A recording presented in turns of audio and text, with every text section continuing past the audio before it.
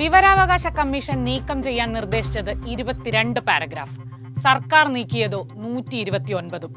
പക്ഷേ സിനിമാ മേഖലയിലെ പ്രമുഖരും ചൂഷണക്കാരാണെന്നുള്ള 96-ാമത്തെ പാരഗ്രാഫ് അബദ്ധത്തിൽ പുറത്താവുകയും ചെയ്തു. ഹേമ കമ്മിറ്റി റിപ്പോർട്ട് പുറത്തുവിട്ടതിലും അബദ്ധം പിണഞ്ഞ് സർക്കാർ.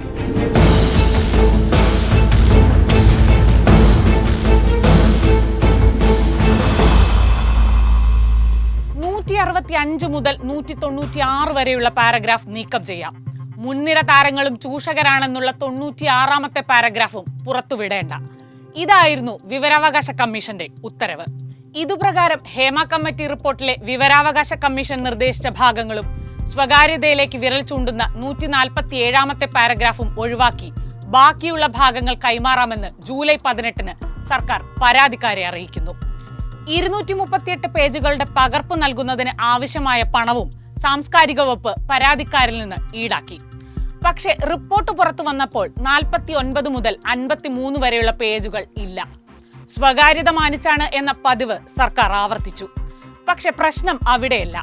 ഇതിനിടയിൽ അബദ്ധത്തിൽ പുറത്തു വന്ന 96-ാമത്തെ പാരഗ്രാഫിന് ശേഷമുള്ള 12 പാരഗ്രാഫുകളാണ് ഈ മുക്കിയ 5 പേജുകളിലുള്ളത്. 96-ാമത്തെ പാരഗ്രാഫിലാകട്ടെ ഈ മുൻനിര താരങ്ങൾ ആരാണെന്നുള്ള വിവരം കമ്മിറ്റിക്ക് അറിയാമെന്നും പറയുന്നുണ്ട്.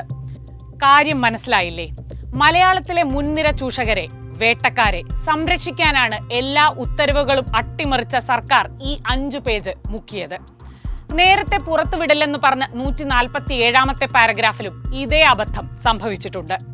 ലൈംഗിക ചൂഷണത്തിന് ഇരയാക്കിയ നായകനൊപ്പം പിറ്റേ ദിവസം ഭാര്യയായി അഭിനയിക്കേണ്ടി വന്ന നായികയുടെ ദുരവസ്ഥ പൊതുസമൂഹം അറിഞ്ഞതും അങ്ങനെയാണ്. പക്ഷെ എല്ലാം സ്വകാര്യത സംരക്ഷിക്കാനാണ്.